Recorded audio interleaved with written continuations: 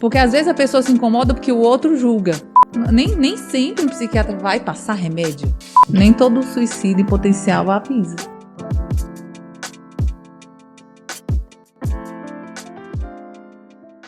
Então, Charlão, estamos aqui para mais uma gravação do Brasólia Podcast. Brasólia Podcast. Hoje a gente está com uma amiga aqui muito legal. Gosto pra caramba, conheço já tem um tempo. Também achei. Conheci Massa. agora. Massa. Já tem um eleito. E é a nossa amiga psicóloga. E eu achei que não ia render tanto, cara. Quando eu botei no Instagram falando assim, não, a gente vai receber a psicóloga e tal. E choveu de perguntas, gente querendo perguntar um monte de coisa. Então, assim, hoje estamos com Viviane Guedes, que não gosta de ser chamada de Viviane. Vivi.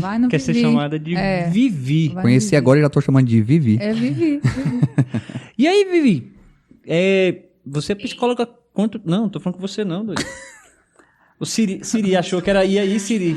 Calma, Siri. Fica na sua. Vivi, quanto tempo você tem que ser psicólogo, assim? Você saiu do 2º grau, já foi? Fez a faculdade, já decidiu? E já queria ser psicólogo já dessa época? Foi. Eu no 2º grau, fiz uma visita no Sara Kubitschek. E aí eu vi uma ala lá que tinha umas crianças com problema com câncer e tal. E eu olhei aquilo e falei...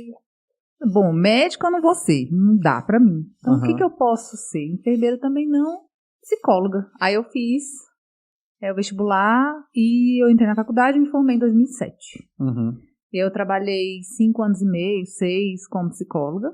E aí eu parei para estudar para concurso. Aí eu passei num concurso, parei um pouco com essa área, mas eu sempre querendo voltar para isso, porque eu acredito muito que você investiu tempo, investiu dinheiro, investiu sonho, trabalhou naquilo, não tem como jogar fora.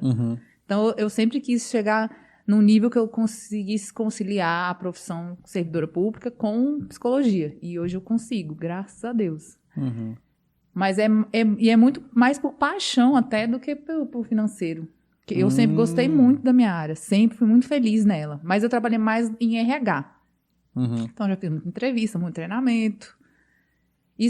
Mas sempre visei a clínica, sempre gostei muito da clínica. Então foi um negócio que você decidiu lá no seu 2º grau lá, que você falou quando visitou, e durante a faculdade inteira, em nenhum momento você, tô aqui, vou Será concluir. Que é isso mesmo? Não. Fez porque queria mesmo, foi concluir até o final. E curtiu fazer, então muito. Seguiu. Agora sempre me dediquei muito. Você tocou nesse ponto do RH, eu nem tinha pensado nesse ponto aí. Como é que é o psicólogo no RH? Eu não faço a mínima ideia como é que ele atua lá. Olha... Quando a empresa ou o órgão tem um RH, é maravilhoso, porque até o lidar com os funcionários se torna diferente na prática. Porque tem o departamento pessoal, que vai lidar só com férias, com afastamentos e pagamentos, folha de pagamento. E o RH não, ele vai ver a pessoa, o ser humano, vai ver projetos de qualidade de vida no trabalho. Então, você acompanha o calendário da Organização Mundial de Saúde. Então, tem o mês do tabagismo, o mês do câncer de mama. Então, você faz as campanhas e chama os funcionários. Então, todo mundo participa, todo mundo se envolve. Então, todo mundo troca ideia, aproxima as pessoas. Você consegue ver o funcionário não só como um número. Ele também é um ser humano. Então, tem os acompanhamentos com o psicólogo, tem empresa que tem a salinha, assim, para ser atendido, você faz um encaminhamento para um psicólogo externo. Mas tem esse momento, tem essa aproximação do funcionário com um psicólogo. Às vezes eu já trabalhei no órgão que tinha enfermeiro, nutricionista, médico do trabalho. Tudo dentro do órgão, tudo. Onde eu trabalho tem isso tudo. Não é maravilhoso? Cara, outra coisa. Você percebe que lá dentro da empresa você consegue, sei lá, até dirimir certos conflitos, certas situações através disso, assim? Sim. O psicólogo... Só trazer esses problemas para vocês, assim? Traz, com certeza. Aí você fica intermediando, né? Às vezes entre o chefe e o funcionário. Caramba. Às vezes lido com luto. Eu já fiz visitas em hospital psiquiátrico, hospital dia, no hospital mesmo. Você vai a campo, né? Você vai visitar a pessoa, se ela está internada, se ela está com problema com a família, se está com problema com álcool. É bem amplo, assim, bem legal. Caramba, eu não tinha lembrado dessa parte do psicólogo do trabalho. Mas e fora do psicólogo do trabalho, aí você tem outro tipo de atuação que não seja lá diretamente numa empresa ou no consultório? Você tem... Porque assim, eu tô Olha, falando, como leigo, eu tô aqui, a gente Não, tá nesse sim. podcast justamente pra aprender. Eu vou até tentar né? lembrar de todas, porque é bastante. Ó, você vê, eu nem me vem à tem cabeça. psicologia jurídica, tem psicologia no hospital, tem psicólogo na escola, tem psicólogo em todos os lugares, graças a Deus. Sim, mas qual E dessas aí áreas, são qual desses aí, tem um desses que você se identifica mais? a clínica. A clínica, que aí E o RH, mas a clínica mais. Ah, sim. E me chama a atenção desse aí da escola. Aí da escola é criança? Ou toda idade? Adolescente, deve ser criança tudo, e né? Adolescente, é. Aí Adolescente. pega tudo. Aí só Tudão. que é um trabalho conjunto, né? Com os Aham. pais, psicopedagogo, Aham. os professores, a Sim. criança. É um trabalho bem em equipe mesmo. E o jurídico? O jurídico tem. Você pode. Por exemplo, tem os processos. Vou dar um exemplo para ficar. Acho que fica Aham. mais claro do que eu explicar, porque eu também não sou muito assim aprofundada nisso. Sim. Mas, digamos, tem casos de abuso sexual infantil, digamos. Aí chega no TJ, aí você tem um acompanhamento com um psicólogo. E aí você, dentro do processo jurídico, judicial, Aham. tem um momento que o psicólogo tem que assistir aquele adolescente, aquela criança, ou infrator, sim. ou menor infrator, ou uma criança foi abusada. Então, tem um psicólogo que lida ali mais diretamente com o juiz, com o advogado. Aham. É bem, entendeu? E acho que isso aí puxa até um gancho, eu tenho anotado aqui o que o pessoal mandou de perguntas para você. Tá, não é jurídico, não. Não, Jurídico, não é o basicamente, jurídico, não. Porque toda faculdade, eu acredito que vocês sabem, todo mundo sabe, né? Na faculdade você vê tudo. Aham. Aí você, daquele tudo, você vai se especializar numa coisa que você gosta mais. Sim. Né? Aí Sim. a gente sabe dizer o que é, mas não sabe. Não, assim, é né? o conhecimento geral, né? É. Assim, você pensar um exemplo mais óbvio, eu acho que seria a medicina. Né, que a medicina são pontos muito específicos, isso, cada um vai pé, naquela... Né? É pé, dedo. O cara é um negocinho, é o joelho. orelha. Aí o cara se joelho. especializa É, na área. naquilo ali. pronto. Então, assim, igual eu falei no começo, Vivi, o pessoal mandou as perguntas no Instagram, eu achei legal, assim, e tem uns, assim, que estão bem... Ai, até tomei água pra você. Tem uns que são bem, assim, acho que atuais, né? Então tem uma que me chamou a atenção, todas, né, são interessantes aqui, mas essa aqui que fala... Cadê? Fala da pandemia, especificamente. Aqui, o efeito da pandemia na saúde mental das pessoas e quais as consequências para o futuro. O que você atendeu alguém assim que teve algum problema específico na pandemia e você conseguiu perceber? Me fala sobre isso aí. Não, Como é e que foi até isso? a gente mesmo vira estudo de caso, né? Porque Nossa, ninguém passou batido na pandemia. Só que, obviamente, que as pessoas têm níveis de enfrentamento de problema diferentes. Então, cada caso é um caso. Teve pessoas que passaram pela pandemia, que ainda estamos, né?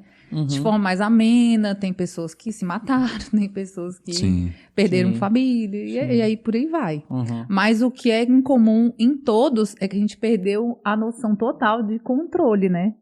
E de previsão. Sim. Então, você não consegue ter uma previsão de nada. E você perder a previsibilidade para o cérebro e para o nosso emocional é muito ruim. A rotina. É a rotina, Uhum. né? Então, você ficar com medo de morrer ou de perder uma pessoa que você ama, isso eleva nível de adrenalina, eleva nível de cortisol, e são coisas que afetam diretamente a imunidade. Então, a gente fica assim, parece que a gente está refém disso o tempo todo, de todas as formas. Uhum. Então, o estresse, ele acaba nos deixando com tensão muscular, dor de cabeça, insônia. Eu passei por isso. Então, e é uma experiência coletiva. Aí você fala assim, querendo ou não, uniu as pessoas, porque todo mundo se tornou...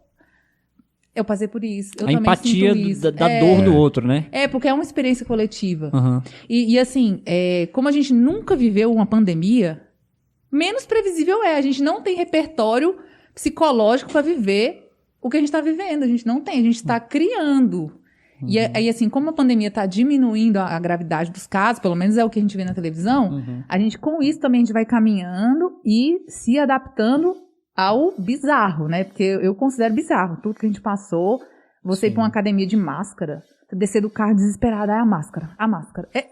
Gente, é assim, é de Netflix, se for parar pra pensar. Roteiro, né? Coisa assim que você vê no cinema e fala, não. Mas a pessoa tá comendo, pode tirar a máscara. Surreal. Eu acho engraçado isso. Mas a gente o ser humano é a hipocrisia ambulante, né? Exatamente. Normal. E você, o que você percebe justamente da pergunta aqui, como é que eu posso dizer, para o futuro com as pessoas, assim, as consequências dessa pandemia, você acha que isso vai ter sequelas nas pessoas também, isso? Em algumas pessoas vão acabar tendo? Sim, em algumas pessoas sim. Por quê? Principalmente porque as pessoas não pedem ajuda. E nós, psicólogos, estamos aí para isso. Sempre estivemos, estamos e estaremos. E agora mais ainda, né? E estaremos. Porque você não tem que... Quem sabe agora é uma oportunidade de desmistificar aquela ideia de que vou ao psicólogo só quando eu tô doido. Então, assim, não espera o leite derramar. Não fica ali, tá se equilibrando, já tá ruim. Vai Cara, procurar pensa ajuda. lidar assim, na pandemia. Um rapaz que eu conheço, o cara perdeu a esposa, o sogro, gente. a sogra e a cunhada. Não existe emocional. Como é que fica a cabeça de um cara não desse? Existe. Uhum. E o sofrer, ele tem que ser sentido. Para quem passa por isso, ele tem que ser sentido. Você não tem que se atropelar para não sentir dor. Tem que sentir mesmo, tem que chorar, porque é humano, é isso. O luto é isso. Só que o que a gente vai aprendendo na pandemia é que você não precisa, até já falei sobre isso no Instagram até, você não precisa estar feliz para estar bem. Você precisa ser funcional. Se você está vendo que você não é nem funcional, então vai atrás de ajuda. Por exemplo, eu tô com problema em casa, mas você chega no trabalho, você consegue trabalhar? Você consegue se relacionar? Você não solta os cachorros no colega, que não tem nada a ver com sua vida? Você consegue produzir? Consigo. Então, não quer dizer que não vai fazer terapia, né? Faço também, mas se tá muito, muito disfuncional, até para coisas pequenas, comer, tomar banho, então tá bem grave. Então, na frente, a gente só vai ver daqui a um tempo, né? Mas conforme as pessoas vão pedindo ajuda e recebendo ajuda, isso fica amenizado. E um ajudando o outro também, né? Ajuda um amigo, escuta, pergunta se está bem. Porque quando a gente conhece as pessoas ao nosso redor, a gente sabe quem é mais fragilizado e quem é menos. Então, é aquele assim, quem pode mais ajuda quem pode menos. Sim. Né? Sim. E aí vai fazendo aquela rede de apoio informal, digamos, né? Que também é importante. Você falou do negócio do luto. Aí já vem uma outra pergunta que tem aqui. Aqui falou uma pessoa sobre falecimento de pessoa da família. Aqui, ó. Como lidar com a morte de um pai, perceber que a sua partida é real e que a dor nunca se acaba? E, de fato, a dor não acaba. Você aprende a conviver com ela. É igual quando a pessoa tem uma deficiência física, você aprende a conviver com ela. Mas se perguntar assim, você queria ter? Não queria. Óbvio. Mas é o que eu acabei de falar. Você precisa estar bem. Não necessariamente você tem que estar feliz. Porque esse luto, ele leva, assim, mais ou menos um ano. Aí você quer acelerar, porque a gente quer acelerar tudo. Até os vídeos do YouTube a gente está acelerando, né? Que dirá um problema. Então, a pessoa quer acelerar, lógico, normal. Quer passar aquela dor o mais rápido possível. Mas os lutos têm as fases, né? Tem a fase da revolta, tem a fase do choro, tem a fase... Né? E cada pessoa tem isso diferente? Ou todo mundo passa pelos mesmos? Ou não? Não, tem gente que não vai passar essa fase. A gente tem um padrão de até chegar na última fase do luto, que é a aceitação. A gente segue um padrão. Porque o ser humano são padrões. A gente tem estava até comentando isso esses dias, a gente tem a falsa percepção de que nós somos completamente diferentes, nós somos únicos.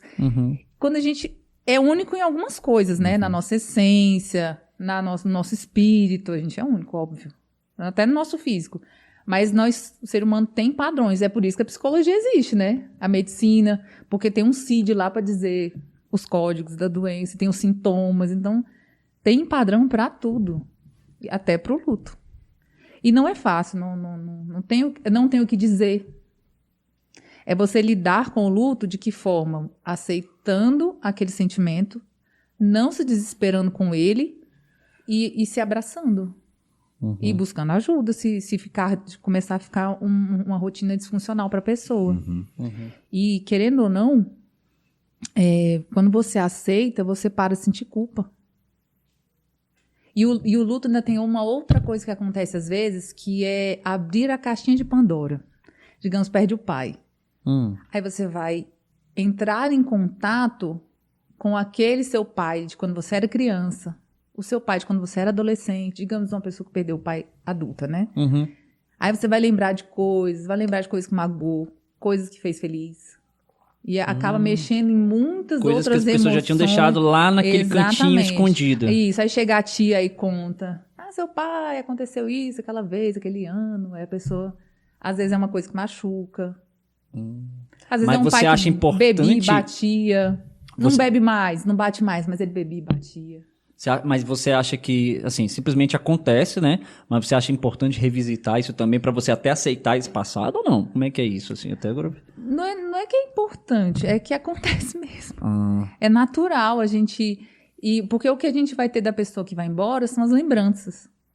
E nas lembranças tem lembranças ruins também. Normal, como todo relacionamento. Até com mãe. Tem coisas que, por mais que o pai ou a mãe não queriam magoar, a gente magoou. Porque na época, o nosso repertório comportamental e emotivo não era limitado. E eles também, da melhor forma que puderam fazer, também era limitado, porque todos nós somos limitados em alguma coisa. Então, o luto é muito isso, de aceitar. Não tem fórmula mágica, não tem receita de bolo. É viver sem se desesperar. Eu vejo muito assim, mas não tem como não chorar, não. Até deve chorar, deve sentir. Até a gente comentou aqui um pouquinho antes, essa situação chata, recente, que aconteceu agora da cantora, da Marília Mendonça, né? E eu fiz postagem sobre isso também, que eu não sou muito assim, o sertanejo pra mim é aquele assim, no churrasco, tá tocando sertanejo no fundo, legal, a gente curte, tal, bacana. Mas eu gosto muito de música, né? E tiveram 3 pessoas que eu não conhecia pessoalmente, que quando morreram, eu fiquei triste, assim, eu falei, cara... Ricardo Boechat, jornalista da Band. Por quê? Eu assistia e ouvia quando tava no YouTube e tal, ou de manhã quando ia trabalhar, tava ouvindo ele todos os dias. Então, tava ali todo dia, eu tinha um encontro ali com o Ricardo Boechat. Então, fiquei tristão, assim, quando fiquei sabendo o negócio, as coisas repentinas. O segundo, Paulo Gustavo. Paulo Gustavo, cara, puta de um comediante, humorista, assim, talento do caramba.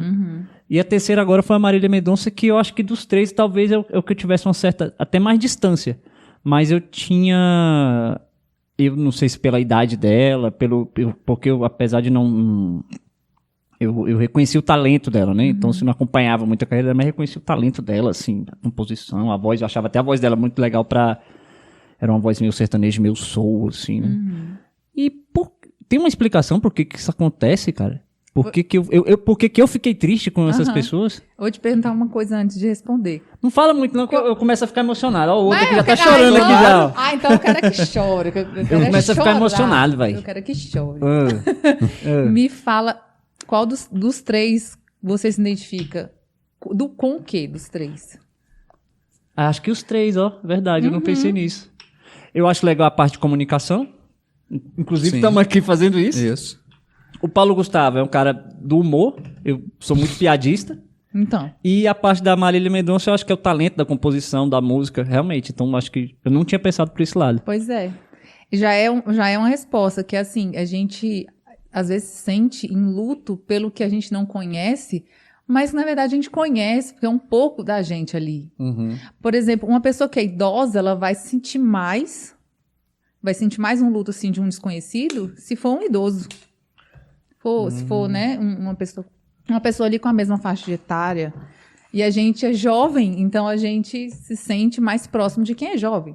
A gente se identifica mais. E no seu caso, foram as 3 pessoas parecem com você. É como se morresse um pouquinho da gente. E aí te traz aquele baque, fala, poxa, se aconteceu com ela, pode acontecer comigo. De uma certa forma passou ali, né, momentos da nossa vida, escutou uma música no churrasco, eu escutava o Boechat todo dia de manhã, indo pro trabalho, entendeu? Agora eu não escuto mais. E você sente falta. Isso, são amigos seus, que você fala, cara, meu amigo. Você cria um vínculo com a Aí pessoa. quando acontece, porque assim, imaginário. é um acidente, né, você nem imaginar que a pessoa morre, quando morre, você leva um choque, né? E no caso dela que ela gravou, eu assisti porque os stories dela no dia. Nossa. Porque aí eu falei, me deu essa curiosidade, assim, deixa eu ver o que ela fez antes. A gente conversou sobre isso no Instagram no dia, né? A gente E eu ficou tinha falando acabado de no ver, na hora que você WhatsApp. falou, eu falei, acabei de assistir. Aí que você fica mais chocado, falando, poxa, ela foi pra academia. Ela provavelmente almoçou. Ela vestiu uma roupa pra ir trabalhar. Ela pegou um avião, qualquer um pode pegar. Eu falei, é muito próximo à nossa vida. É muito próximo.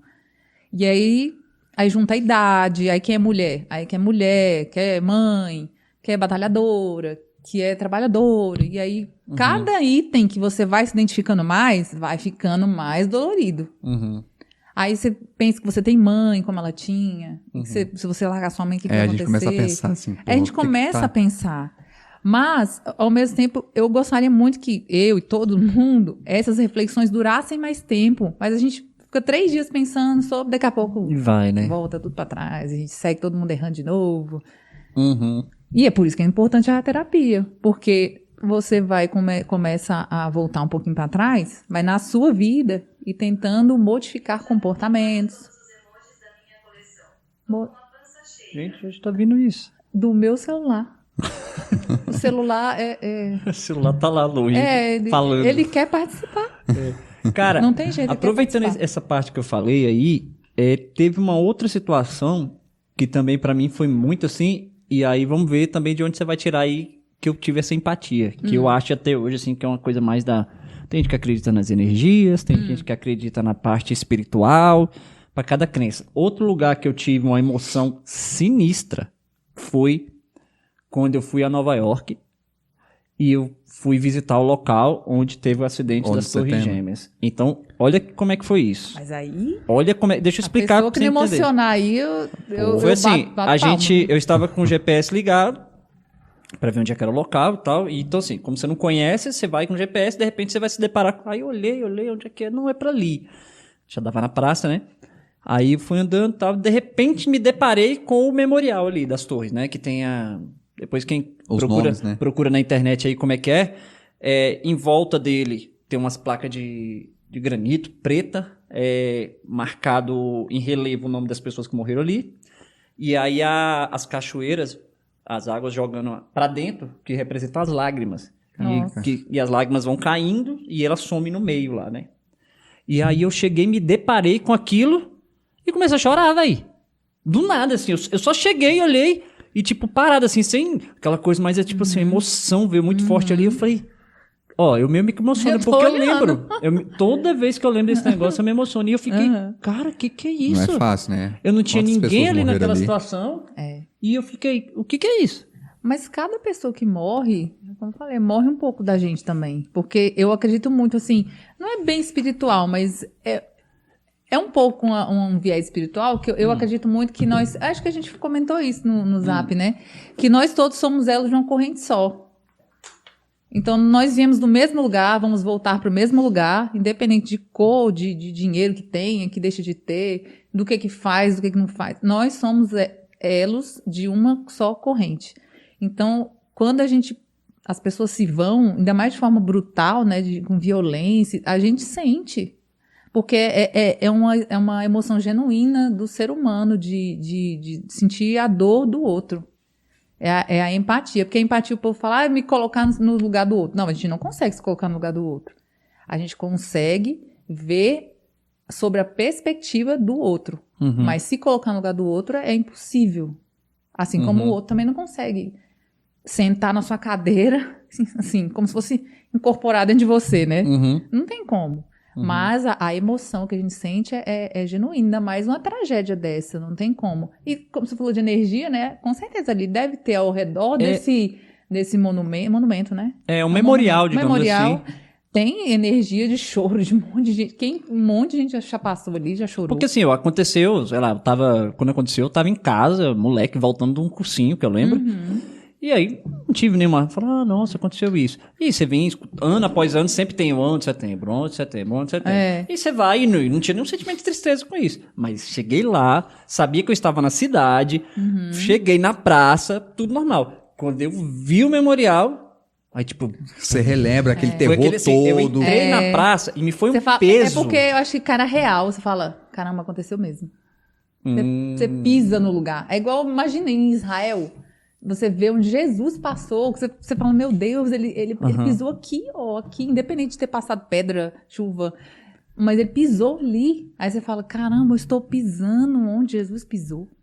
Deve ser muito Tem um forte. passeio que você segue, né? Por onde ele passou. Exatamente. Eu acho que o memorial é bem isso também, porque você é como se fosse um choque da realidade. Fala, não, aconteceu mesmo. Eu não E vi na você televisão. tem, aproveitando isso aí, você tem, quando você tá no atendimento lá, acontece de você perceber, assim, aquele momento que o paciente tá na tua frente e de repente ele cai numa... Porque ele tá ali tratando com você algumas terapias, algumas coisas que ele tá tratando, e de repente aquele momento que você fala alguma coisa com ele, porque eu acho, me corrija se eu estiver errado, que esse tratamento que você faz, você não vai falar pra pessoa o que ela tem que fazer, mas coisas que você vai fazer com que ela entenda dentro dela mesma para ela construir aquilo ali, né? Não vai ser um negócio imposto a ela. Sim. Então, assim, a pergunta é, você, de repente, perceber aquele momento que a pessoa... Você fala cair a ficha? Cai a ficha ali. Se não cair uma ficha na sessão, não tem graça. Ué. Tem que cair toda sessão, é uma ficha. Toda sessão? Lógico. Caramba! Por isso que dói. Fazer terapia dói. E é por isso que as pessoas não entendi. ficam assim... É igual ir pra academia, né? Porque exatamente. é dolorido. É dolorido, mas constrói, não constrói? Emagrece, cria força. A terapia é tipo isso. Igual você falou na academia, eu pensei assim... fazer a musculação criar musculatura emocional. Definição perfeita. Né? Nossa, aí definição você legal. precisa correr, aí você tá ali com quadríceps frouxo, ali, sem massa muscular, aí você tem que correr. Você vai cair, vai quebrar o fêmur. Aí se você... É a mesma coisa em terapia. Então, se você tem conteúdo, você tem aparato emocional que você construiu com o seu psicólogo, se você precisar correr, entre aspas, né? Precisar de uma situação que tem que ter uma atitude que você, às vezes, não tinha antes, você tem. Você é dono de si, tem o seu domínio das suas emoções. E é uma construção demorada. Mas uma vez que você constrói, você não desconstrói mais. Diferente da academia. Você deixa de ir, você perde a massa muscular. Emocional, você não perde, não. Porque todo dia, aqueles gatilhos... Agora, falando gatilho, não os gatilhos que o povo fala da internet, que virou tipo um meme, né? Um gatilho real, né? Sim. Todos aqueles gatilhos que te traziam que te deixavam no breu, no desespero, você tem repertório emocional para lidar com eles. E eles vão sempre acontecer. Porque todos nós temos problemas e eles não vão deixar de existir. E aí você cria aquela musculatura emocional, aí você consegue lidar com todos de uma forma mais leve. E a terapia é uma construção muito dos dois, assim. Pelo menos a forma como eu atuo. Não é um escuta, o outro fala. O outro fala, o outro escuta. É um conjunto, vamos falar sobre isso? Você gostaria de falar sobre isso hoje? Eu gosto de mostrar o túnel.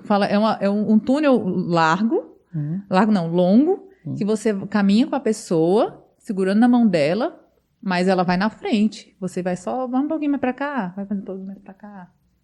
Você não acha que tem que andar um pouquinho mais pra frente? Você não acha que tem que esperar um pouquinho? É mais assim, e a pessoa vai também dizendo, porque senão fica uma conversa de amigo, né? E é uma escuta qualificada. O psicólogo te dá uma escuta qualificada. E é um momento seu. É uma hora sua. Você fala do que te aflige. E aí, e lá na frente o objetivo é melhorar do que a pessoa está sofrendo. E aí, N coisas, né? Dali puxa vários ganchos para um lado, para o outro. Às vezes a pessoa chega com uma queixa X. Mas ela não pensou ainda, e eu também não, porque eu tô conhecendo ela agora, que aquela queixa X tem a ver com uma coisa Y. E que se não resolver o Y, aquela X não vai resolver. Não vai resolver.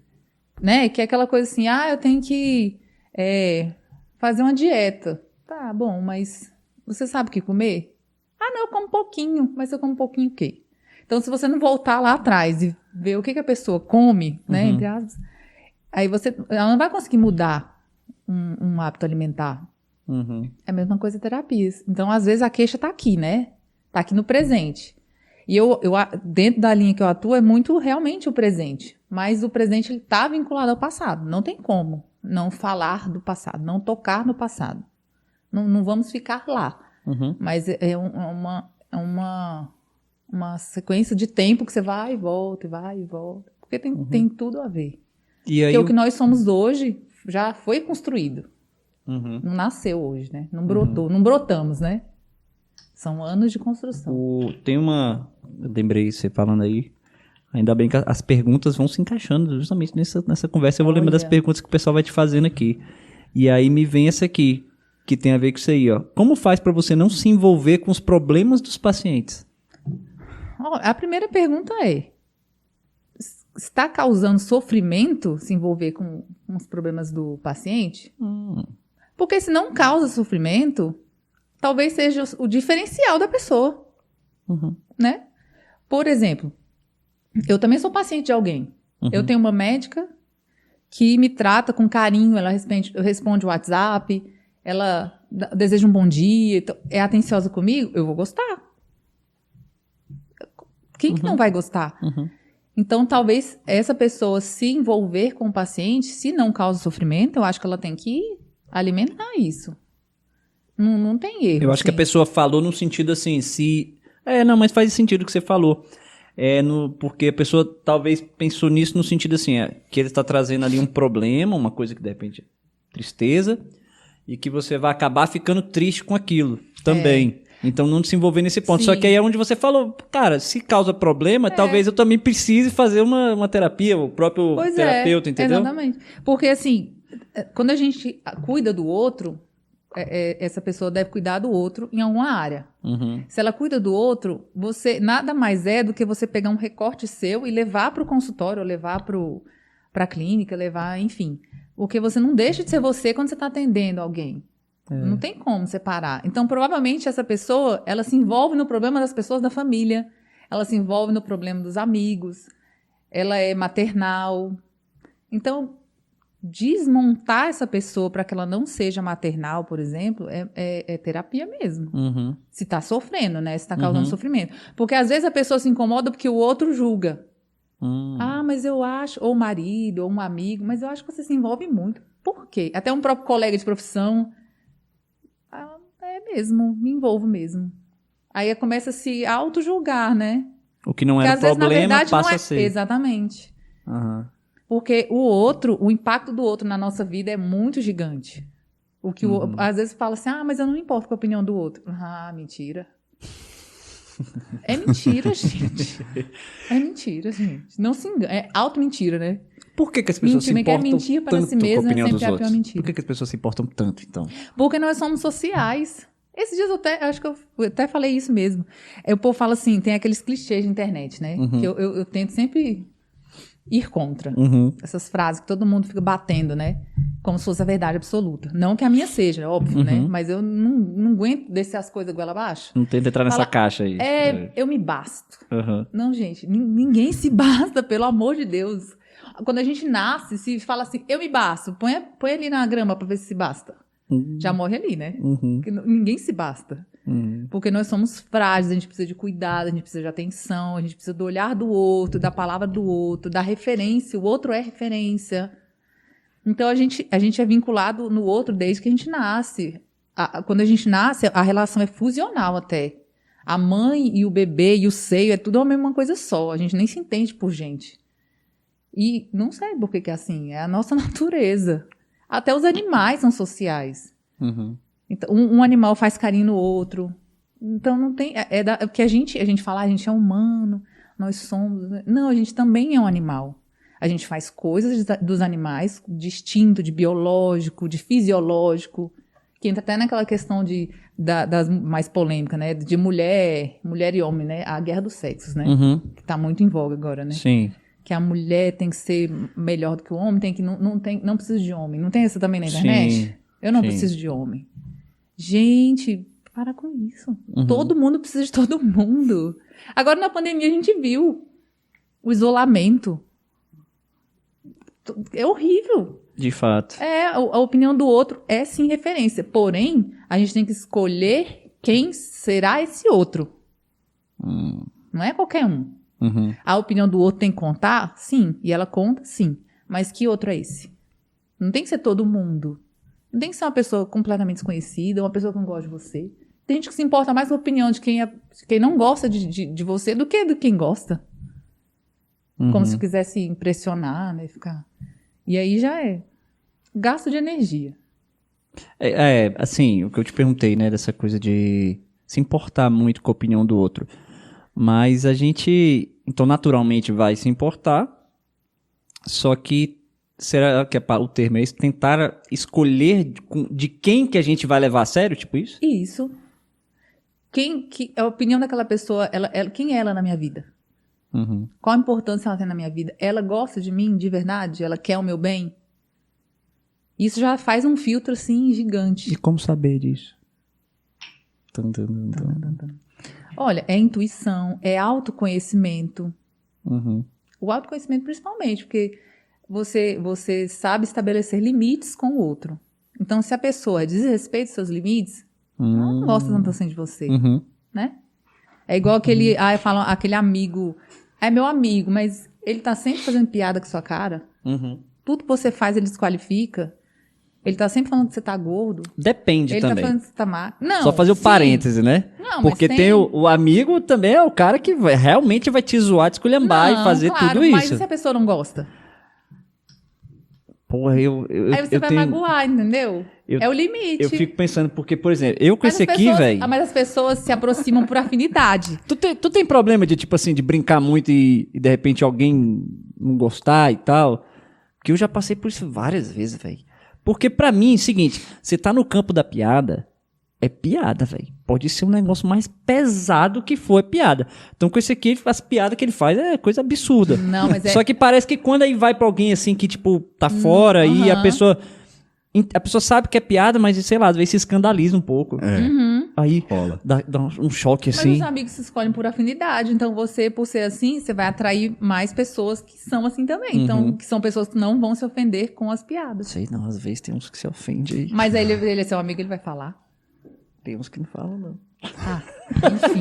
Precisa de tratamento esse aí. Quando se trata de ser humano, às vezes É uma complicado, caixinha de né? surpresa. Às vezes é uma caixinha de surpresa. É complicado. Deixa eu te falar, outra pergunta que tá aqui. Vamos lá.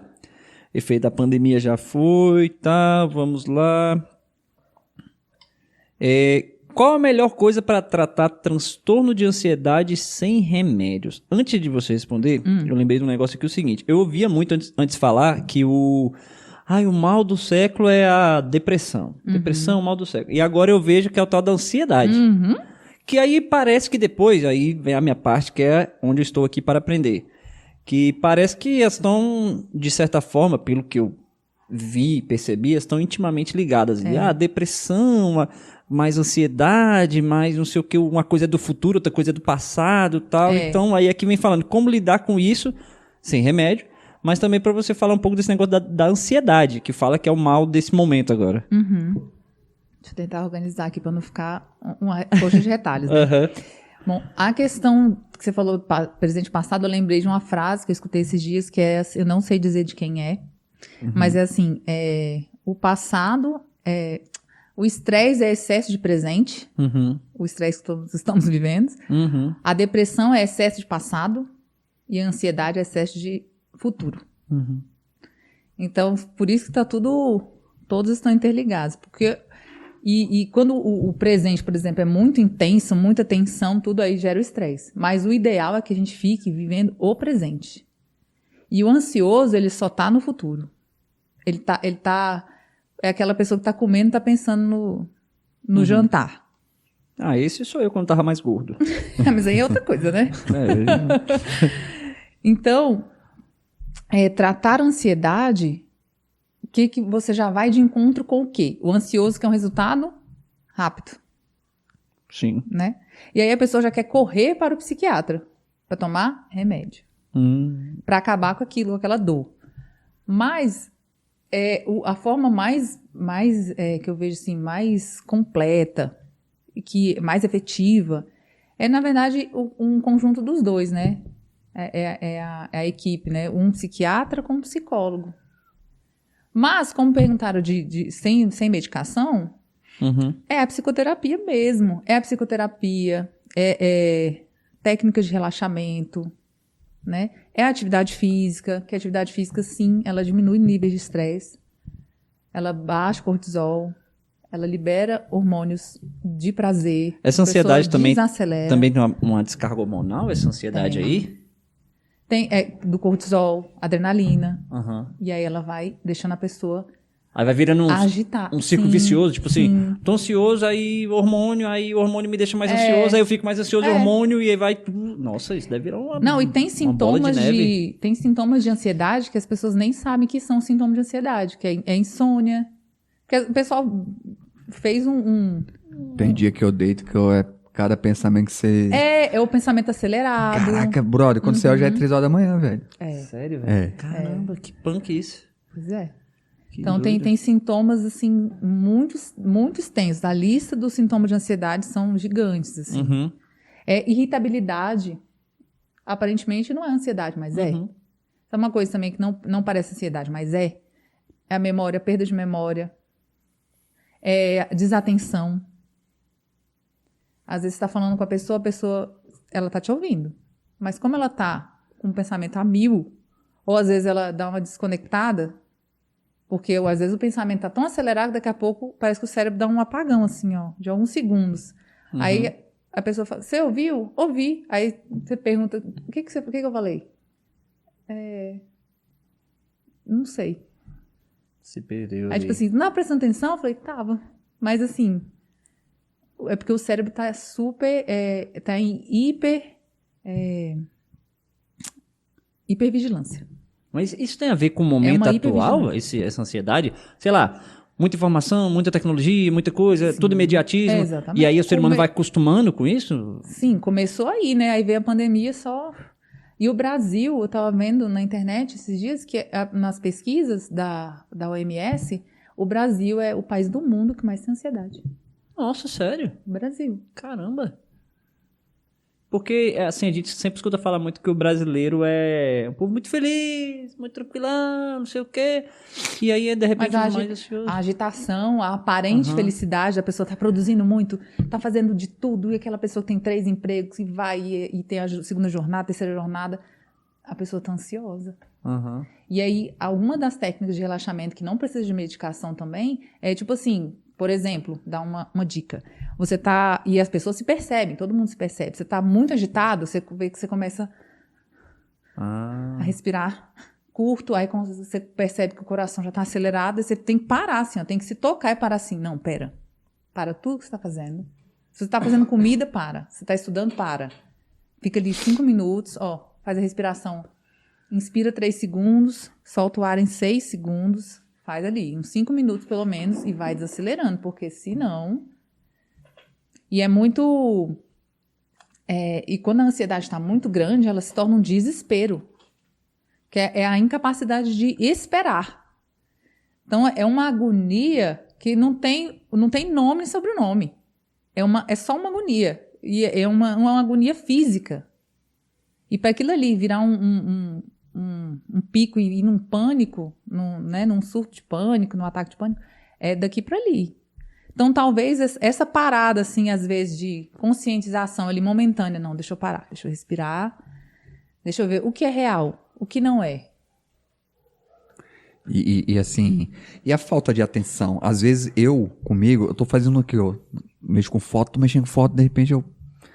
Para, cara, o que eu tô fazendo mesmo? Eu dou uma desligada assim. É o que eu tava falando. Mas o cérebro é tipo um disjuntor. Quando ele vê que você vai pifar, ele desliga. Nem que seja por alguns segundos.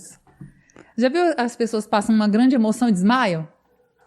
Sim. Aquilo ali é positivo. Se a pessoa tivesse acordada com aquele baque, se ela tentasse sentir aquela emoção a fundo, o coração dela ia sofrer. É assim, é como se a gente desse um apagãozinho e pegar no tranco e voltar a funcionar. Mas provavelmente quando acontece isso contigo é que você estava pensando 1000 coisas ao mesmo tempo. E aí é aquela coisa, né? Onde existe quantidade, a qualidade nem sempre fica tão perfeita. Então, quando você está tentando fazer 1000 coisas ao mesmo tempo, alguma coisa ali vai falhar. Diferente quando você foca numa coisa só e tenta fazer aquela uma coisa estando ali. Por exemplo, uma técnica que é bem tranquilo de passar para um paciente, que eu acho bem receptivo para quem é ansioso, é você experimentar, vivenciar algo simples. Tudo começa do simples para o complexo, né? Você não vai pedir para alguém fazer uma coisa que você está vendo que a pessoa não dá conta. É o viver o agora, porque a ansiedade é muito no futuro, então vamos viver o agora no simples. Senta para comer, sente o cheiro da comida, desliga o celular, tenta não conversar, olha para a comida, olha o alimento que você está comendo, a quantidade, mastiga, fica ali, ó. Agradece, aí quem quiser agradecer. A gente tá comendo aqui, o celular tá do lado. Exatamente. Já come assim, olhando o celular do lado. Né? Exatamente. E pensando mil coisas. Tenta fazer o básico, que é do básico que você constrói comportamentos mais funcionais posteriores a ele. É tomar um banho, você pode deixar a luz mais meia luz, coloca uma música, fica ali em paz. Toma banho de verdade, não fica tomando banho pensando na roupa que você vai vestir, no que você vai fazer no trabalho, com o chefe. Isso é difícil, viu? Mas é difícil. Isso é difícil. Imagina o difícil, porque esse é uma tarefa fácil. Esse Isso é uma pra mim tarefa difícil. básica. E é bem isso. O que você está fazendo, foque naquilo que você está fazendo. Se você está conversando com a pessoa, olhe para ela. Converse com ela. Deixe o celular de lado. Cara, onde você vai? Você vai pro barzinho, cara. Você senta na mesa, tá todo mundo aqui, ó. Eu tenho agonia de ver isso. Eu fico pensando também, você falou do negócio aí de não pensar de se desligar do celular, na verdade. O próprio chefe, a empresa, meio que te impõe isso também. Porque o cara, às vezes, assim, pô, seu chefe tá te ligando 9 da noite, você tá ali no jantar com a esposa. É o home aí você office, fala, né? eu não vou atender. Só que você fala, pô, mas meu chefe vai pagar um sapo, será que eu vou perder meu emprego por causa disso? Então, assim, é uma realidade também Nessa que se impõe, né? O home office o parece que trabalho o pessoal estendeu trabalhou... o horário. Isso, exatamente. Porque ficou parecendo, a meu ver, que o home office foi como se fosse um benefício. Não, você tá em casa, você tá em de casa, boa. né? Você tá tranquilo, você tá na sua casa, então eu posso te incomodar o que for, porque você tá na sua casa. Então eu posso te dar serviço, posso te dar demandas até a hora que eu lembrar, porque eu também estou trabalhando a mais, então você também tem que trabalhar. Então, assim, é a coisa do limite, né? No a gente tem que ter limite. No meu trabalho, eu acho interessante uma coisa. Cada ambiente de trabalho tem sua cultura, sua ética, né? Sim. Então, assim, é uma cultura no meu trabalho o seguinte, o cara te liga... É muito doido isso. Porque eu trabalhava na área privada, aí o cara te ligava Você tava nas férias, aí o cara te ligava, ô, tem um negócio pra resolver, não sei o que e tal, aí você tava nas férias, aí, mas você é empregado ali, você tinha que resolver, Aí eu falava assim, cadê você? Não, tô aqui na praia. Aí o cara, não, mas resolve um negócio pra mim aí, vou te mandar aí dar uma olhadinha e tal. No meu trabalho tem uma cultura que eu acho muito, muito, muito doido isso. O cara te liga, aí você fala assim, e aí, cara, tudo bem? Então, não, tudo bem. Eu tava precisando resolver um negócio e tal, eu não tava conseguindo falar. Não, porque eu tô de férias essa semana. Desculpa. Cara, ou não é? Cara, desculpa tá te ligando nas férias. Cara, não, mas isso foi um negócio rápido. Não. Eu vou procurar outra pessoa lá. Eu vou procurar. No meu trabalho tem essa cultura, assim. A galera criou isso lá, que tipo assim, você tá de férias, você tá no final de semana, você tá fora, afastado. Cara, os caras não te pedem desculpa, pelo amor de Deus, por ter te ligado. Que bom. Isso seria Que muito bom bom se fosse assim nos outros locais. Mas é porque todo órgão e toda empresa tem a sua cultura organizacional própria, né? É como se fosse a marca registrada, assim, E aí as pessoas se encaixam ou não, né? E você que trabalhou com RH, você acha que isso aí simplesmente acontece? É imposto ali pelo chefe, pelo superior que tá ali? Como é que funciona isso? Mas é uma história. As empresas, elas vão se construindo ao longo dos anos de quando elas nasceram até a atualidade. Aí a cultura, é igual a cultura de um país, ela vai só... É como quando você nasce, já não nasce naquela cultura inserido, naquele sotaque, naqueles costumes, naquela comida típica, é a mesma coisa. Quando você chega na empresa, a cultura dela já existe, você tem que se adaptar. Por isso que às vezes tem muitos lugares que tem uma recepção, né, uma reunião de recepção, um encontro para contar missão, valores da empresa, como que a empresa nasceu, em que ano. É importante para as pessoas saberem, assim, se sentirem integradas no local que elas estão chegando. Aquela sensação que chama de pertencimento ali, de... É o famoso vestir a camisa? Sim. Porque quando você não veste a camisa da sua empresa, você não se vê ali, você não se envolve, você não se sente pertencente ao só local. O corpo, né? Então, assim, aquele a mais que você às vezes precisa dar, Você acaba não fazendo. Uhum. Tem outra pergunta que eu lembrei aqui. Você estava falando aí quando a gente falou de não ter o remédio, né? Tratar a ansiedade, você falou de... Ver se eu entendi bem, se eu aprendi aqui. Nem sei se eu falei tudo que você perguntou da ansiedade. Não, você falou. Qual a melhor coisa para tratar o transtorno de ansiedade sem remédio? Aí você falou da questão da simplicidade, você deu exemplos assim, mas o que dá pra gente falar agora também, porque é um negócio, né, gigantesco. Ansiedade é um assunto enorme. Mas teve outra pessoa que perguntou aqui, como que você sabe a hora que determinado paciente precisa ser encaminhado para um psiquiatra? E aí, antes, se você puder fazer só um parágrafozinho dessa diferença do psicólogo para o psiquiatra e quando você percebe que não, eu tenho que incluir aqui um psiquiatra, tenho que direcionar ele também.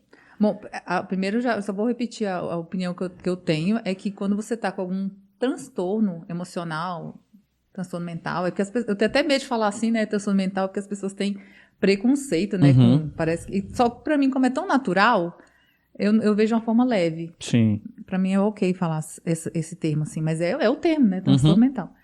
Então, quando a pessoa tem um transtorno mental, a ação em conjunto do psicólogo com o psiquiatra, ela é a perfeição.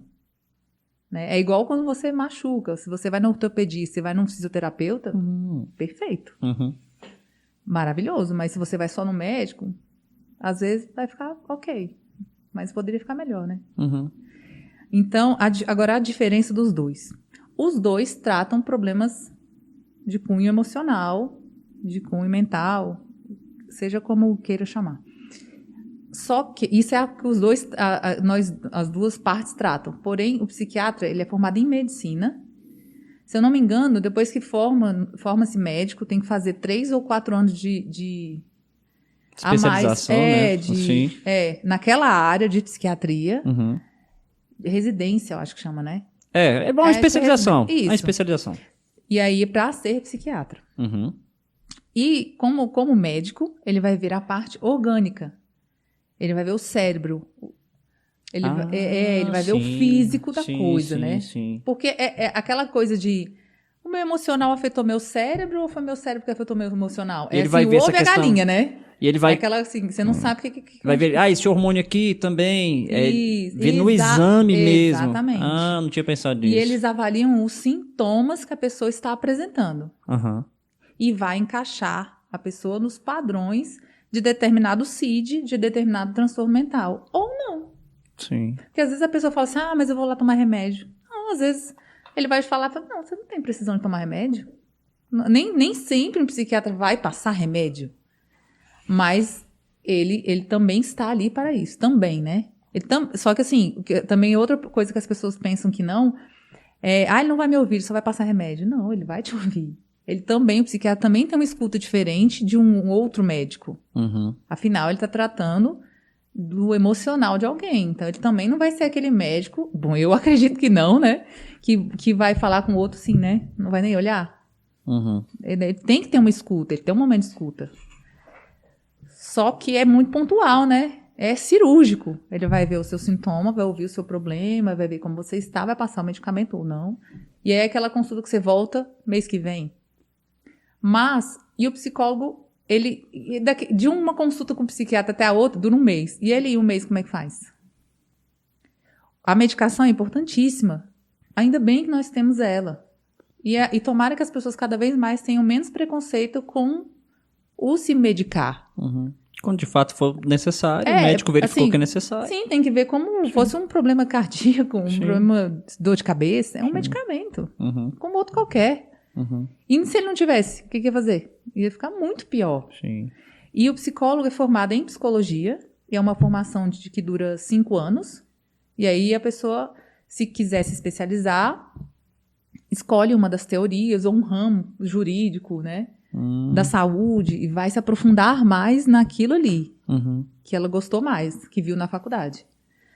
E o psicólogo constantemente entra até em contato com o psiquiatra quando a pessoa está... É super possível você ligar para o psiquiatra, eu sou paciente, meu paciente é fulano, que é paciente seu também, queria só informar que ele está fazendo psicoterapia, a gente pode conversar e tal. Sim, e quando procura você primeiro, que aí a parte da pergunta aqui. Sim, quando você vê esse momento. Então, aí o inverso é o quê? digamos, a pessoa chegou para psicoterapia, mas ela não está conseguindo evoluir na psicoterapia em nada. Ela está completamente desconexa, está com o pensamento muito atordoado, não está conseguindo entrar em contato consigo mesmo. Os sintomas físicos dela estão muito exacerbados, que está impossibilitando ela, às vezes, de trabalhar, está impossibilitando ela de estar em família, está impossibilitando ela de ter rotinas, as próprias rotinas dela. Aí já é um alerta. Porque, assim, acima de ego, acima de financeiro, acima de qualquer coisa, o bem-estar do paciente vem primeiro. Então, se você percebe, tem que ter o olhar apurado para isso, que os sintomas físicos dele estão muito exacerbados e está afetando até a fala dele, a evolução dele, aí é a hora de falar, a gente pode continuar, mas você precisa ter uma consulta com um psiquiatra para ver, assim, porque essa taquicardia sua não está normal. A maioria, assim, um exemplo, né? a maioria dos pacientes, assim, reage naturalmente, ou a maioria rejeita? Não precisa, vou continuar só. Acho que a maioria rejeita, né? Por causa do remédio, né? Que tem aquela coisa, não sou doido, vou tomar tarja preta. Sim. É o medo. Assim, as pessoas já têm medo de ir para o psicólogo porque acham que é doido. Então, quando vai para o psiquiatra, é como se a pessoa falasse, eu sou doido mesmo. De tomar remédio. Entendi. Aí a cabeça fica mais, né? Sim. E o psicólogo, ele não trata só uma pessoa que precisa de um medicamento. Às vezes a pessoa vai porque quer se conhecer. E, inclusive, é engraçado dizer, eu estava escutando esses dias isso. Uma pessoa que tem transtorno mental mesmo, é difícil ela procurar um psicólogo. Ela, às vezes, vai por outras coisas. Porque o marido não está aguentando ela, porque ela está batendo no filho. Mas, assim, pelo transtorno mesmo em si, é difícil. Ela vai pelo que está ali na órbita. Mas tem como fazer essa distinção de que, é só psicoterapia? Não é. Você percebe na não evolução do paciente. Entendi. Não, legal. Eu não tinha pensado por esse lado, como é que você conseguia chegar nesse ponto. E tem muitos sintomas físicos que podem atrapalhar. Imagina a pessoa estar todos os dias, a cada meia hora, sobressaltada, com taquicardia, não está dormindo, dorme 2 horas por noite. Ela não vai aproveitar nem a psicoterapia, nem nenhum relacionamento social, nem nada. Porque isso é um mínimo exemplo, né? A pessoa que não dorme, ela não tem qualidade de vida. Não tem, né? Não tem a mínima qualidade de vida. Tem uma última pergunta. Essa aqui eu acho mais, assim, aí você vai me dizer como é que vai ser mais o pesada? andamento. Eu acho mais... Deixou pra última. Tudo pra psicólogo mas, é pesado, assim, tudo pra psicólogo é polêmico. sei lá.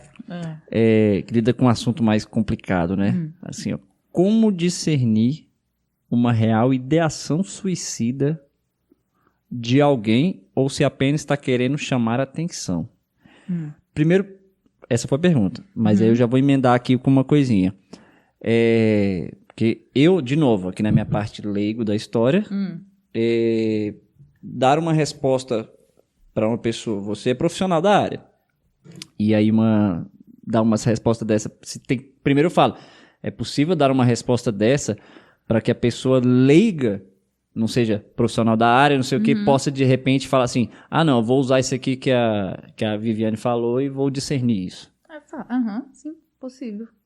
Como é que é isso? Na verdade, eu até prefiro falar acessível. Eu acho que a comunicação é justamente isso, você conseguir falar da sua profissão, ou seja de lado do que for, de forma que todo mundo entenda o que você está dizendo, né? Que fique acessível para todo mundo. Mas, assim, o que acontece? Eu não acredito muito nessa questão de chamar atenção no sentido pejorativo da história. Se você percebe, ou se a pessoa diz sobre esse tema, já é alerta vermelho. Porque, se você for ver, a gente está conversando aqui. Já surgiu esse assunto? Acho que eu não quero viver mais, não. Não é normal. Sim. Então, assim, quando falo assim, chamar atenção, é chamar atenção mesmo, realmente. Mas não no sentido pejorativo. É porque a pessoa está querendo atenção para ela. E não tem por que não se dar. Porque um suicídio é irreversível. Então, é melhor você chutar para mais, né? do que faltar e já era. Então, se a pessoa está se isolando, assim que eu falo bem gravemente. Se a pessoa está se isolando, se as coisas da rotina que ela faz, ela está deixando de fazer, se você percebe que ela está se despedindo, assim, simbolicamente, ela deixa um livro contigo, que você sabe que ela gosta, aí ela fala, vou deixar esse livro com você aqui, aí você foi. Ou seja, comportamentos estranhos. Se ela fala dela no mundo como se ela não tivesse mais. Assim, eu não sei por que eu tô aqui. Eu acho que eu não presto pra nada. São sinais que sim, São a gente tem que se sinais. ligar. Não é porque a pessoa está querendo chamar a atenção de forma pejorativa. Ela está querendo dizer que ela está sofrendo. Acho que a pessoa perguntou, ela... E é interessante você falar assim, porque até tá abrindo minha mente sobre isso. Acho que a pessoa perguntou no sentido de... a pessoa acho que fala sobre isso abertamente, mas assim, só em momentos específicos que quer alguma coisa e tal. E aí, tipo como moeda de troca? Isso, só que aí agora eu acho que é legal, acho que eu tô entendendo o que você quer dizer, que aí como você perceber, são nessas outras coisas que permeiam, exatamente. Né? Aí o chamar a atenção que a pessoa falou, do tipo assim, você não tá querendo só tipo assim... te chantagear com isso, entendeu? Então aí tem que ver se a pessoa não tem um outro transtorno que então, que essa esteja forma se a pessoa não é manipuladora. Mas quem conhece sabe que a pessoa é. Então essa forma de perceber é pelas coisas, na verdade, não pelo que ela tá falando ali do ato, mas as coisas ao redor, que é daí que a pessoa vai percebendo. Algum tipo de tratamento essa pessoa precisa, né? Com certeza, com certeza. Então, assim, que a pessoa vai... É melhor levar sempre a sério. Na dúvida, é melhor levar sempre a sério. E se você perceber que ou você mesmo está pensando essas coisas e fazendo essas coisas, ou alguém próximo, tem que pedir ajuda. Porque aí você vai, talvez, seja uma forma de separar, né? Se é uma coisa mais a dramaticidade da emoção ou se é real. Quando você fala assim, não, então vamos comigo no médico. Mas assim, não é assim, vai no médico. Não, pega na mão da pessoa, você quer ajudar, acontece você esses ajuda casos mesmo. Mas acontece o caso do, digamos, do pior sentido da palavra aqui, do chamar a atenção também, só para manipular, sobre chantagear, é possível também. É possível. A pessoa tivesse só nesse ponto assim, vou fazer esse ato, se você não fizer tal coisa, me ajudar nisso, não sei o quê, a família aqui, se você me abandonar aqui, mas... todas essas outras coisas que você falou que permeiam, você não percebe, fala, não, mas a pessoa vive normal, a pessoa não... Sim. Aí, então acontece também. Porque você conhece quem está ao seu redor. Se é um irmão, se é um primo, se é um... Você lógico conhece. que não vai deixar de ter atenção, não, mas... Lógico, mas você sabe como que a pessoa é. Você sabe que se ela é meio manipuladora, tem um comportamento mais assim, da dramaticidade, né, de ser mais dessa forma, então você sabe que talvez seja nesse sentido. Mas é acompanhar os comportamentos estranhos. A pessoa está estranha, de alguma forma, de que ela não é, então Às vezes ela nem fala, viu? Nem todo suicídio em potencial avisa. E não deixa também, assim, nem avisa e nem sinais também, tá acontecendo? Não, nem avisa falando assim, vão me matar. Sim, mas... entendeu? Mas os sinais do isolamento, por exemplo, e do comportamentos estranhos. Geralmente tem. Tem. Alguma coisa que você percebe ali que já tá se isolando, tá ficando muito quieto. Mas é porque às vezes tem aquela impressão, quem tá um pouquinho mais de fora, fala, nossa, mas fulano se matou do nada. Mas quem estava ali próximo, nada, né? Nunca tem um do nada. Né? Não, mas não é do nada. Quem estava ali ao redor conhecia um pouquinho melhor. Não tudo, porque a pessoa se isolou, então às vezes não deixa acessar de uma forma mais plena, né? Mas nenhum problema emocional é do nada. Parece ser do nada, às vezes, porque a gente está de fora. Mas nunca é. Ele é uma construção, né? São vários tijolos, vai somando e levanta um muro. Quando você vê, você está com um muro ao seu redor e você está lá no meio, sozinho. E muro pode que você mesmo construiu. Pode ser que seja uma coisa muito que a pessoa está construindo dentro dela. A pessoa fala assim, nossa, fulano ficou assim do nada. Mas pode ser uma coisa que a pessoa estava só construindo dentro dela e parece que é do nada porque ela estava só dentro dela, até que quando aflorou, já foi tudo de uma vez? Acontece isso também ou não? Você acha que conforme vai construindo já vai dando sinais, algumas coisas? Vai dando sinais, só que como a gente tem a vida corrida e tudo, eu percebo que os sinais que as pessoas dão às vezes, como são às vezes muito singelos, assim, muito sutis, A gente não percebe. E nem a gente mesmo, com a gente mesmo percebe.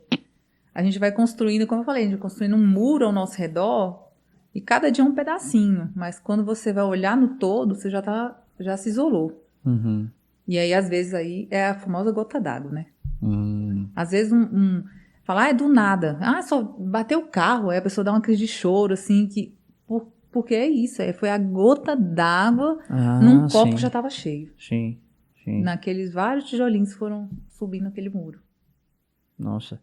Olha, cara, muita coisa, hein? É muita coisa. Eu acho que vai ter parte 2. Eu tava falando aqui, Galera, mandem mais perguntas. Eu sei que Manda, vocês gente. agora abriram a cabeça pra mais coisas. eu tô aqui querendo falar sobre workaholic, Vixe. quero falar sobre burnout, querendo falar sobre, só que vai ficar pro segundo episódio, Tá. vai ficar pro segundo episódio. Então, assim, encaminhando pra esse final, eu queria te fazer uma pergunta, até pra tentar desmistificar isso.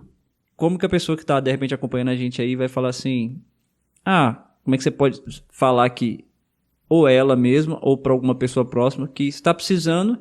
Não vou falar, estou precisando de ajuda, como se fosse muito pesado. Porque precisar de ajuda não precisa ser uma coisa pesada, mas quando a pessoa, tipo assim, perceber que, estou precisando de uma terapia, vou lá conversar, vou lá ver o que ela pode perceber ou nela ou nas pessoas ao redor.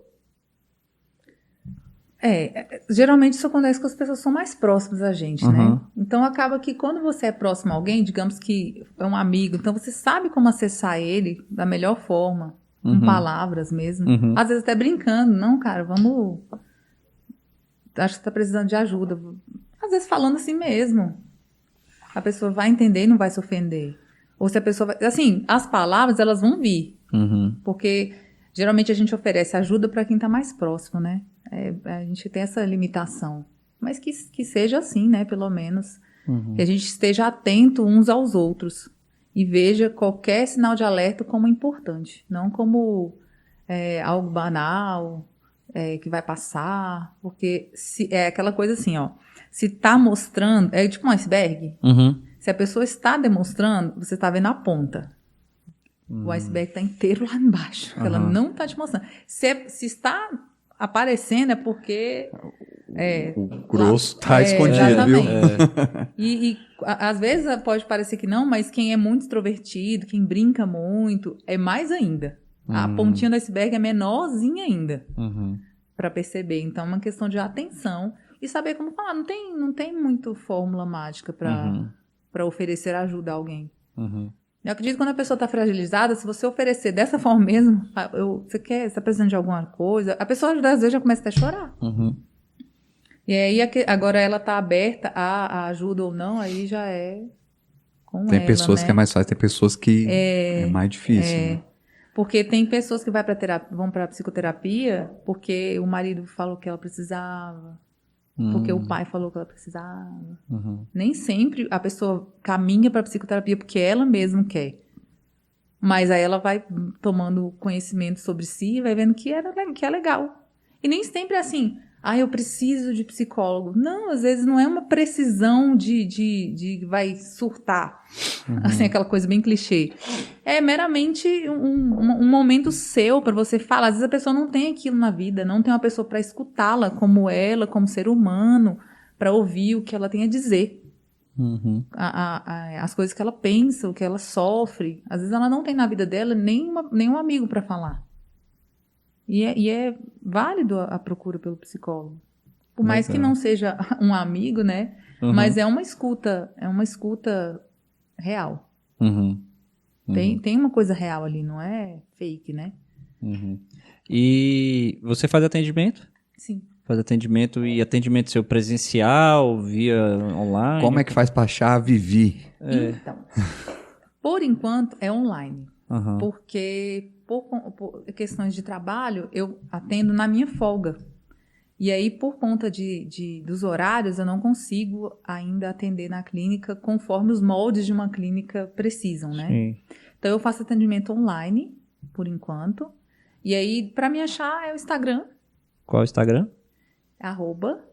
@Viviane_Guedes PSI, né? Vai estar na descrição do vídeo. Vê se é isso mesmo, porque eu troquei de Instagram e o meu era outro, tive que fazer esse, né? Aí tem hora que eu me confundo com o passado. Instagram achou que você tava publicando fake news e te derrubou. Exatamente. Te limou. Mas aí a gente faz tudo de novo e vai tudo de novo. Viviane_Guedes PSI, exatamente. Acertei. Ah, que bom. Certinho, é isso mesmo.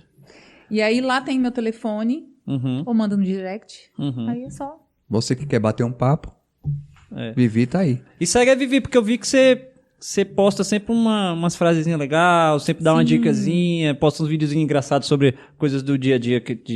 Hoje eu vi até um vídeo seu sobre coisas de ansiedade lá, É. tipo, trocentas vozes falando lá. Depois você vê, que é bem o que você falou. Uhum. Massa. E é assim, a psicologia não tem que ser algo sério, algo maçante, algo de pouco acesso. Uhum. Pelo contrário, eu tento fazer com que as pessoas enxerguem da minha forma, que eu vejo a psicologia como, ok, é muito sério, é um trabalho muito sério, porque está tratando do outro ser humano como ele é, e das suas dores, né, do que machuca. Uhum. Mas o que machuca também pode ser engraçado. Um ponto que em você é dificultoso de lidar, que eu não gosto de falar defeito, porque quem tem defeito é máquina, e nós não somos máquinas, nós somos seres humanos. Uhum. Então, um ponto que em você é mais negativo, mais disfuncional, ele pode ser visto com bom humor. Isso aproxima o paciente do psicólogo e torna as coisas mais leves. Porque não necessariamente você tomar um remédio tem que ser uma tragédia, né? Uhum. Você ir num psicólogo, uma tragédia. Tem que pensar pelo outro lado. Que bom que eu tenho a oportunidade, seja financeira, seja emocional, de poder ir me tratar por alguém. Uhum. Que bom que existe esse tipo de profissional. Tem que pensar pelo outro lado, né? E Legal. tudo tem solução, tudo tem forma de amenizar. E a gente está aí para isso. Bom, então assim, realmente teremos que ter aí outras vezes para falar de todos os outros assuntos que vão ter. Eu ainda tenho dúvida do burnout e do igual falaram, workaholic, né? Do workaholic. Vivi, obrigado, cara. Obrigado mesmo por você ter vindo aqui, né? Espero poder contar com você aí em outros momentos que a gente chamar aqui de novo. Você tá aí. Muito legal, esclareceu muita gente, coisa. né? Obrigada que... Nossa, até não sei o que falar.